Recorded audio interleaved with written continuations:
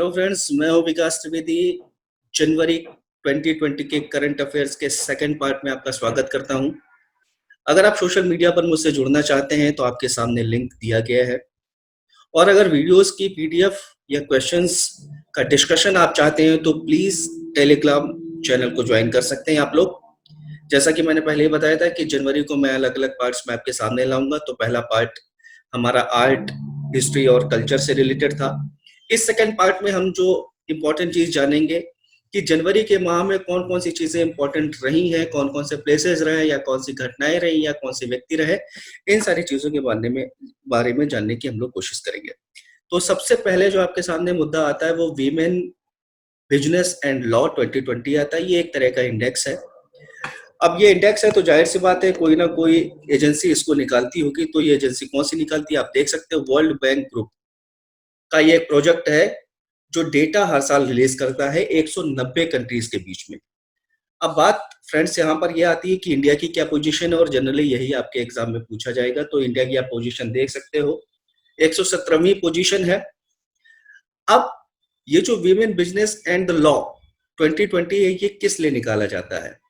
जाहिर सी बात है ऐसे सारे लॉज जो वीमेन को बिजनेस यानी इकोनॉमिक एक्टिविटी के लिए या तो प्रमोट करते हैं या रेस्ट्रिक्ट करते हैं, इन सारी चीजों के लिए जो लॉ निकाले जाते हैं और वीमेन्स का इस लॉ के कारण क्या इफेक्ट पड़ता है इकोनॉमिक पार्टिसिपेशन पर, उसके संबंध में ये इंडेक्स निकाला जाता है। तो इसमें जो जानने वाली बातें हैं, ये कौन सा इंडेक्स था तो आप यहाँ पर देख सकते हो। मैंने आपके लिए सहूलियत के लिए लिख रखा है कि ये 6th एडिशन था। किसके द्वारा निकाला जाता है? वर्ल्ड बैंक ग्रुप का ये प्रोजेक्ट है। कितनी कंट्री के द्वारा निकाला जाता है, कितनी कंट्रीज के बीच में निकाला जाता है? तो 190 कंट्री के बीच में निकाला जाता है। और इंडिया की क्या पोजीशन है यहाँ आप देख सकते हो, 117वीं पोजीशन है इंडिया की। तो ये सारी चीजें हैं, इसके बारे में इतना ही। आगे अगर हम बढ़े तो वर्ल्ड फास्टेस्ट ग्रोइंग सिटीज के बारे में डेटा निकाला गया है। और ये जो डेटा निकाला जाता है इंपॉर्टेंट है क्योंकि इसको इकोनॉमिस्ट इंटेलिजेंस यूनिट निकालती है। और भारत के 3 शहरों को फास्टेस्ट ग्रोइंग सिटी का खिताब मिला है। आप देख सकते हो मामल्लपुरम, कोझिकोड और कोल्लम। ये 3 सिटीज है जो टॉप 10 में अपना स्थान रखती हैं।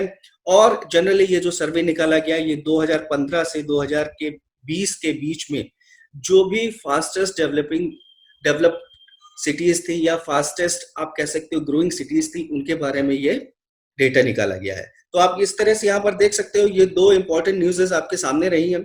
इसके बाद हम आगे बढ़ते हैं तो देखते हैं कि टाइम टू केयर रिपोर्ट आपके सामने है। अब ये भी एक इंडेक्स टाइप का है, या आप ये कह सकते हो कि ये भी एक एनुअल बेस पर निकाले जाने वाली एक रिपोर्ट है जो किसके द्वारा निकाली जाती है? ऑक्सफैम इंटरनेशनल के द्वारा निकाली जाती है। अब भाई ये ऑक्सफैम इंटरनेशनल के द्वारा निकाली जाती है, यहाँ पर आपका एक बहुत अच्छा क्वेश्चन बनता है कि ये बताइए कि ऑक्सफैम इंटरनेशनल के द्वारा और कौन सा इंडेक्स निकाला जाता है? ये आपके लिए एक प्रश्न बनता है, मैं इसका उत्तर दे देता हूं।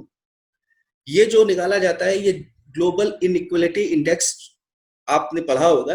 ग्लोबल इनइक्वालिटी इंडेक्स ये आपका ऑक्सफैम इंटरनेशनल के द्वारा निकाला जाता है, और उसी ने टाइम टू केयर रिपोर्ट निकाली है जो फोकस करती है, focus on the elevation of global poverty, यानी जो ग्लोबल पॉवर्टी है उसमें कितनी कमी आई है, क्या इफेक्ट पड़ा है।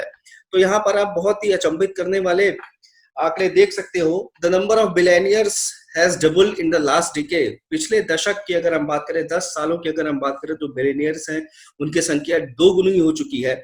जबकि अगर उनके क्यूमुलेटिव वेल्थ की हम बात करें तो 2018 में वो काफी डिक्लाइन हो चुकी थी, लेकिन फिर भी 6.9 बिलियन पीपल पूरे विश्व में जो है, उनकी जितनी भी वेल्थ है या उनकी जो भी आमदनी है उससे कहीं ज्यादा वर्ल्ड के सिर्फ 1% लोगों के पास पैसा है। तो आप यहाँ पर देख सकते हो कि कितना इनकम इनइक्वालिटी ज्यादा है लोगों के बीच में। 2011 से लेकर 2017 की अगर हम बात करें, जहां पर G7 कंट्री जो कि डेवलप्ड कंट्री का एक ग्रुप है, वहां पर मजदूरों की जो वेजेस है वो सिर्फ 3% बढ़ी है। वहीं पर हम देखें बड़े लोगों की, जो वेल्दी लोग हैं, उनकी जो आय है या वो आय जो शेयर से उन्हें प्राप्त होती है, जिसको डिविडेंड कहा जाता है, वो 31% बढ़ चुकी है। अब देखिए कि गरीब के जो है जीवन स्तर में, उसके इनकम में वो सुधार नहीं आ पाया जितना कि आप देख सकते हो कि करोड़पतियों के सिर्फ डिविडेंड में इजाफा हुआ है। वहीं पे अगर हम ये देखें कि वीमेन की अगर हम पॉवर्टी की बात देखें तो वीमेन की पॉवर्टी, अगर हम कुछ स्पेशल डेज की हम बात करें तो उसमें काफी घटी रहती है, और ओवरऑल की अगर हम बात करें तो 4% पॉवर्टी रेट ज्यादा है बजाय पुरुषों के, यहाँ पर आप देख सकते हो। और जिस तरह से मैंने ये डेटा आपको बताया था कि वर्ल्ड के 1% people are more rich than the 6.9 billion people of the world, ठीक इसी तरह से इंडिया के भी आप देख सकते हो, India richest 1% hold more than 4 times the wealth held by the bottom 70% of the countries population. यानी भारत की जो 70% जनसंख्या है, 70% जनसंख्या की जो आमदनी है वो भारत के 1% लोग जो बिलियनियर्स हैं उनकी आमदनी के बजाय बहुत ही कम है। तो जनरली ये बहुत इंपॉर्टेंट डेटा है, ये आपके एग्जाम में जहां तक मेरा अनुमान है पक्का पूछा जाएगा। यूपीएससी इस तरह की चीजें बहुत ज्यादा पूछता है, तो इसको आप अपने दिमाग में रखिएगा। आगे चलते हैं। वहीं वहीं आप देख सकते हो 8 शेड्यूल की हम बात करें, 8 शेड्यूल चर्चा में क्यों रहा। 8 शेड्यूल आप जानते हो कि इंडियन कॉन्स्टिट्यूशन में 8 शेड्यूल हमारे लैंग्वेजेस से जुड़ा हुआ 22 भाषाओं के बारे में इसमें बताया गया है, और उसमें अक्सर क्वेश्चन पूछे जाते हैं कौन सी भाषा कब जुड़ी थी। यहाँ भाषा को लेकर एक शेड्यूल जनवरी के माह में चर्चा में आया। क्यों आया? क्योंकि तुलु लैंग्वेज की मांग की जा रही थी कि इसको 8th शेड्यूल में रखा जाए। अब दोस्तों ये तुलु लैंग्वेज है क्या? तुलु एक द्रविड़ियन लैंग्वेज है जो कर्नाटक और केरला के डिस्ट्रिक्ट में बोली जाती है। खासकर केरला का एक डिस्ट्रिक्ट है कासरगोड डिस्ट्रिक्ट, ये बहुत इंपॉर्टेंट, ये चर्चा में रहा है इसी तुलु लैंग्वेज को लेकर। और इस डिस्ट्रिक्ट को आप कह सकते हो सप्त भाषा संगम भूमि। तो तुलु लैंग्वेज को 8th शेड्यूल में डालने के लिए जो चर्चा हो रही है, जो मांग उठ रही है, उसी के लिए 8th शेड्यूल जनवरी के माह में आपके लिए इंपॉर्टेंट था। तो 8th शेड्यूल के बारे में आपको पता भी होना चाहिए कि ये जनरली है क्या। आगे बढ़ते हैं। Kerala becomes first state to pass anti CAA resolution. अब सीएए के बारे में आप जानते हैं, सिटीजनशिप अमेंडमेंट एक्ट 2019, और ये बहुत ही विवादों में रहा क्योंकि इसमें बहुत सारे देश जो हमारे नेबरिंग कंट्री है वहां से जो माइनॉरिटीज हैं उनका भारत में आना, उनको स्वीकार करना, उनको भारतीय नागरिकता देने के बारे में प्रोविजन था, परंतु सिर्फ एक समुदाय के लोगों को प्रोविजन नहीं था, और इसी वजह से इसके लिए बहुत सारे विवाद उठते रहे। तो केरला आप देख सकते हो कि पहला स्टेट बना है जिसने अपने विधानमंडल में एनटीसीए रेजोल्यूशन पास कर दिया। तो एनटीसीए रेजोल्यूशन पास करने का बेस ये था कि भाई आर्टिकल 14 ये फॉलो नहीं हो रहा है। बराबरी का जो है, जो दर्जा हमारे यहाँ कॉन्स्टिट्यूशन में दिया गया है, इस अमेंडमेंट के चलते वो दर्जा लोगों को नहीं मिल पा रहा है, इस वजह से ये कंट्रोवर्सी में रहा। तो क्वेश्चन आपका ये बनेगा कि कौन सा ऐसा स्टेट है जिसने पहला रेजोल्यूशन पास किया है अपने विधान मंडल में कि वो एंटी-सीएए बिल इस तरह की लाएगी। तो आप यहाँ पर देख सकते हो।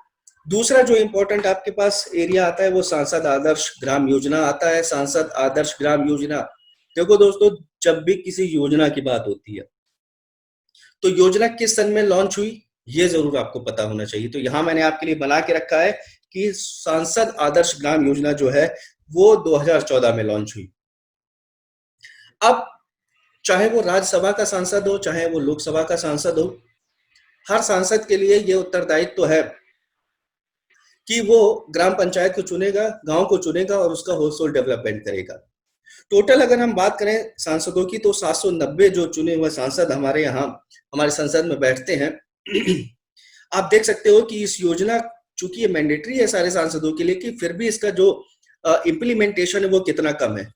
790 सांसदों में सिर्फ 252 सांसदों ने इस चीज को अडॉप्ट किया है, इस योजना को अडॉप्ट किया है।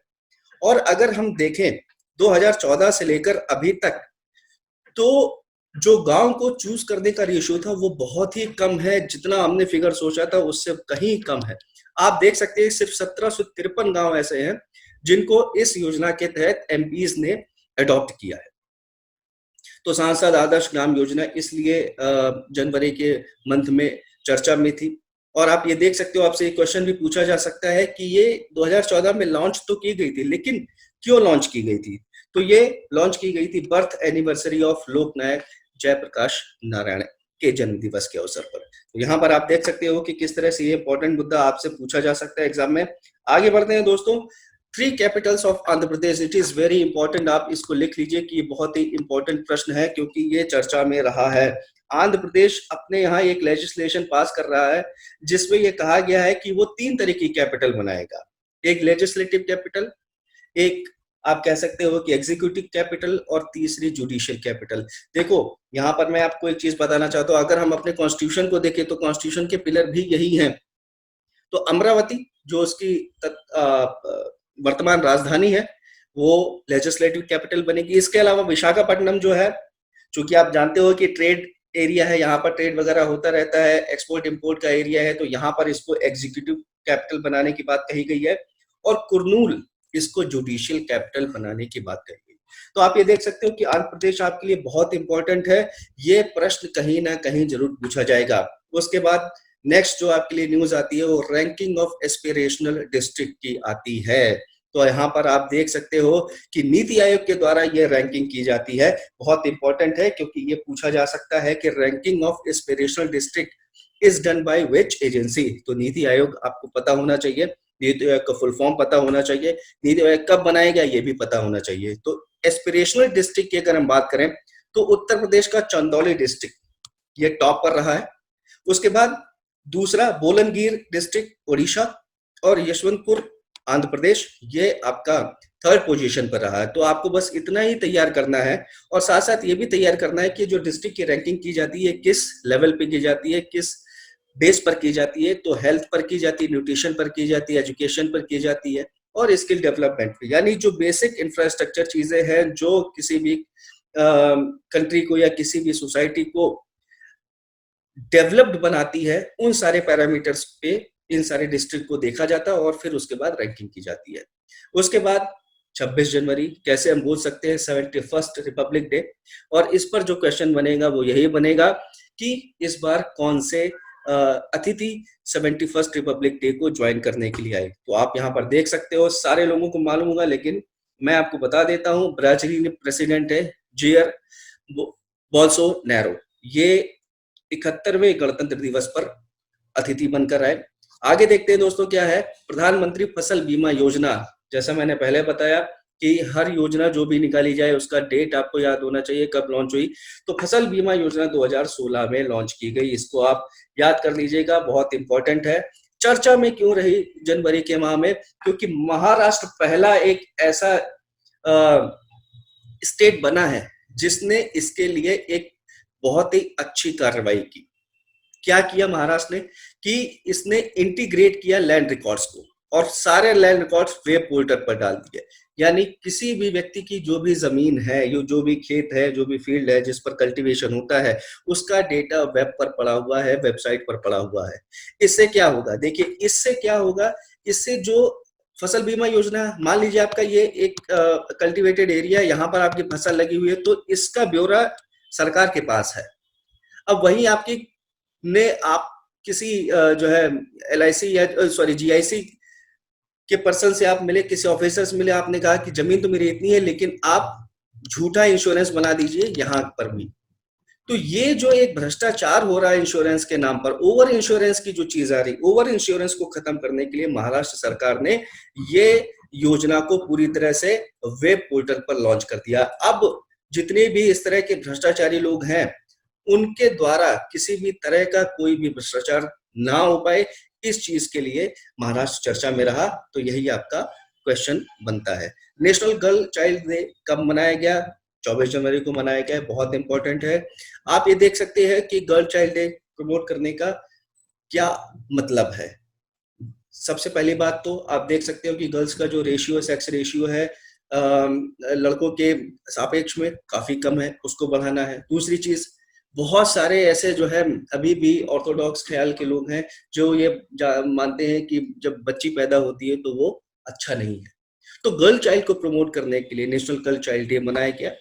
और जनरली ये क्यों मनाया गया, ये आप देख सकते हो, the programme also observe anniversary the Beti Bachao Beti Padhao scheme. ये बहुत इंपॉर्टेंट है, 2015 में जो है ये हरियाणा से लॉन्च की गई थी, बहुत इंपॉर्टेंट स्कीम है, फ्लैगशिप प्रोग्राम है। तो इसी के उपलक्ष्य में नेशनल गर्ल चाइल्ड डे आपका मनाया गया 24 जनवरी को।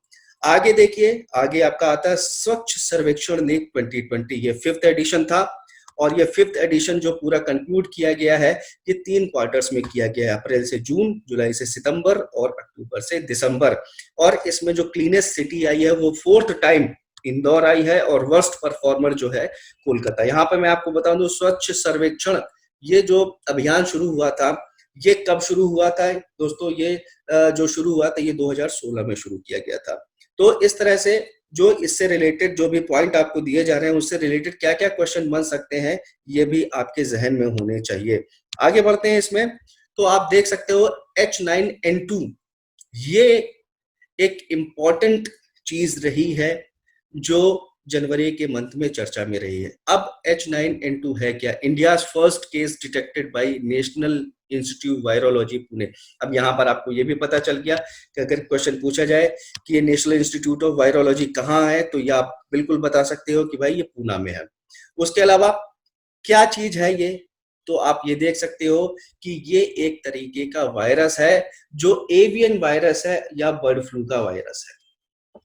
तो ये सबसे पहली बार यहाँ पुणे की लेबोरेटरी में डिटेक्ट किया गया, इसलिए ये जनवरी के माह में चर्चा में रहा। उसके बाद आप देख सकते हो निष्ठा का सबसे पहले तो आपको फुल फॉर्म पता होना चाहिए, national initiative for school heads and teachers holistic advancement. अब ये है क्या चीज? जैसा कि नाम से आपको पता चल रहा है कि टीचर्स के ट्रेनिंग प्रोग्राम है। तो टीचर्स के ट्रेनिंग प्रोग्राम क्यों जरूरत है? आप जानते हो कि कोविड-19 के चलते जो हमारी ट्रेडिशनल एजुकेशन है वो कहीं ना कहीं अब डिजिटल एजुकेशन में तब्दील हो रही है। तो टीचर्स को डिजिटली डेवलप करने के लिए, ताकि वो डिजिटल एजुकेशन के लिए अपने आप को पूरी तरह से अनुकूल महसूस करे, इसके लिए निष्ठा प्रोग्राम चलाया गया है। ये बहुत ही इंपॉर्टेंट है, आपके एग्जाम में पूछा जा सकता है। उसके बाद global talent competitiveness index, very important, क्योंकि इंडेक्स यूपीएससी का एक इंपॉर्टेंट दायरा है जो पूछा जाता है अक्सर।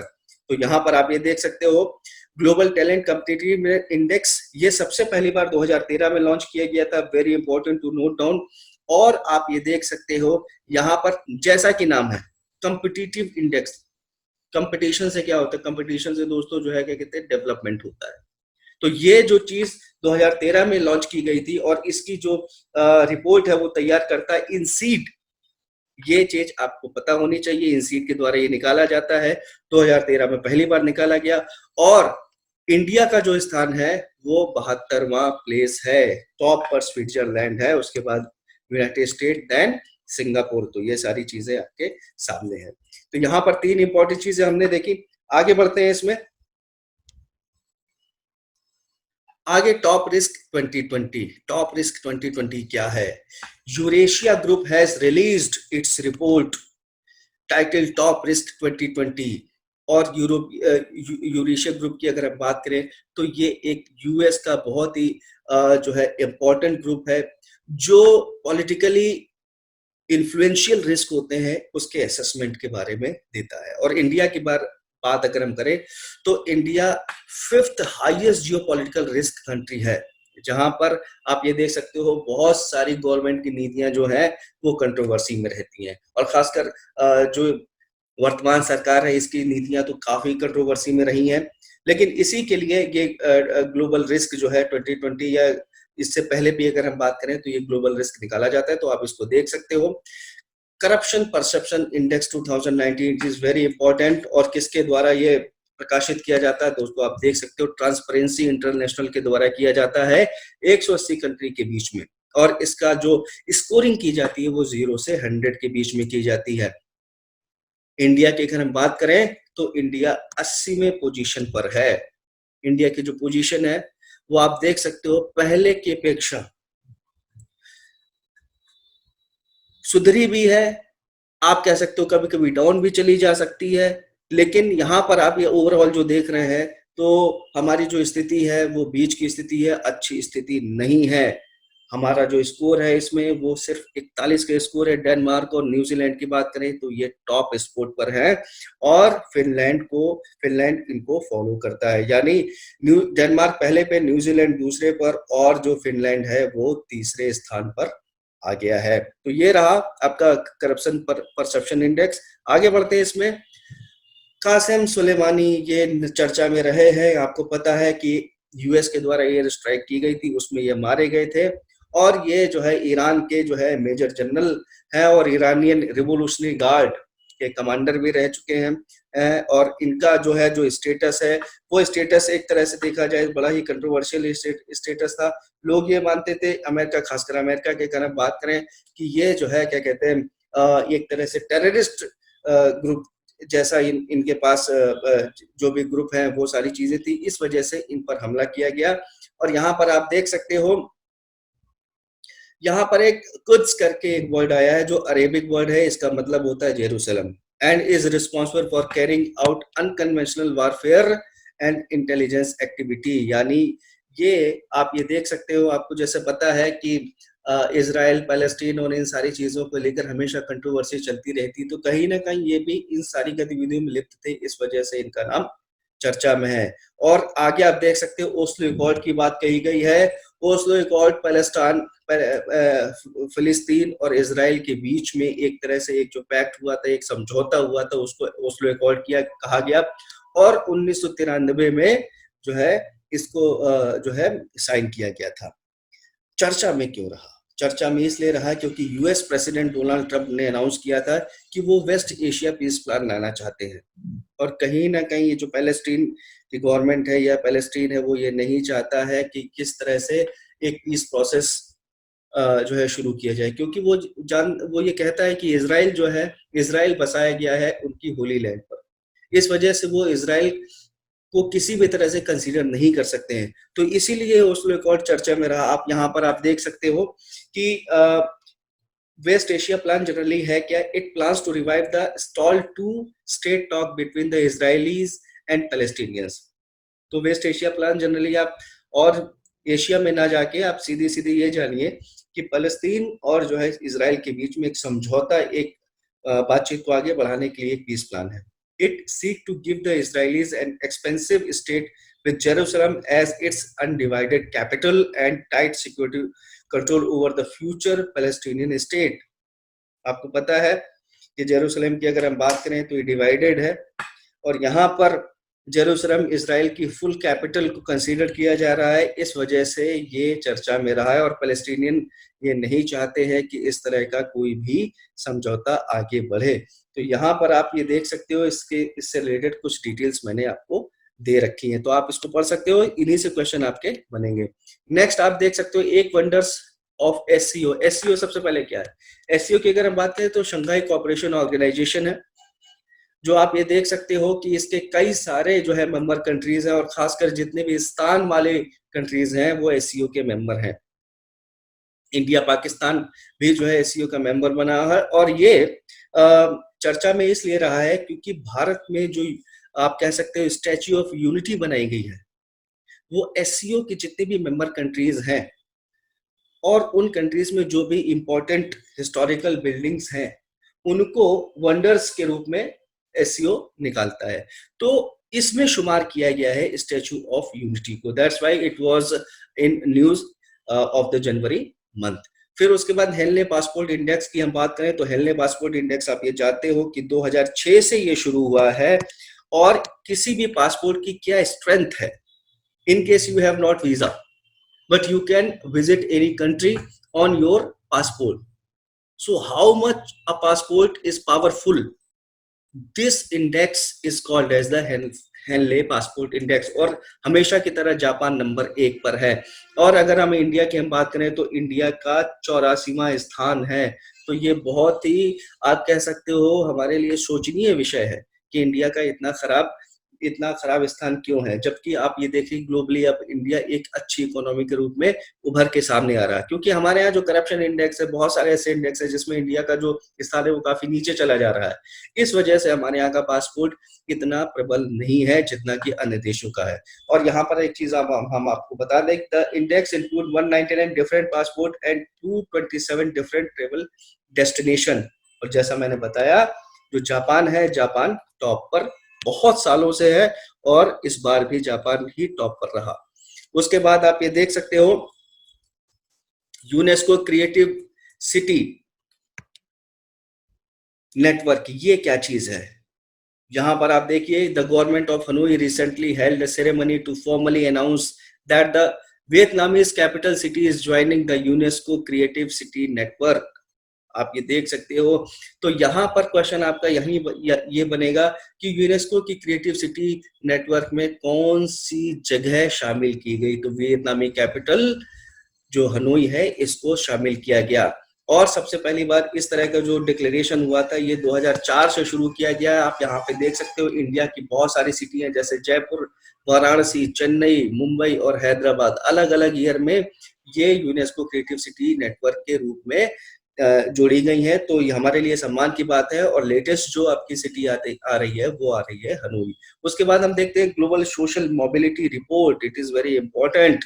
और इस रिपोर्ट की हम बात करें तो वर्ल्ड इकोनॉमिक फोरम इस रिपोर्ट को प्रकाशित करता है।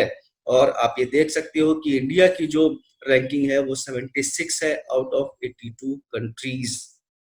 तो यहाँ पर सोशल मोबिलिटी की अगर हम बात करें तो सोशल मोबिलिटी का मतलब यहाँ पर मैंने दे रखा है कि एब्सोल्यूट टर्म में हम बात करें, सीधे अगर हम बात करें तो it is the ability of a child to experience a better life than their parents.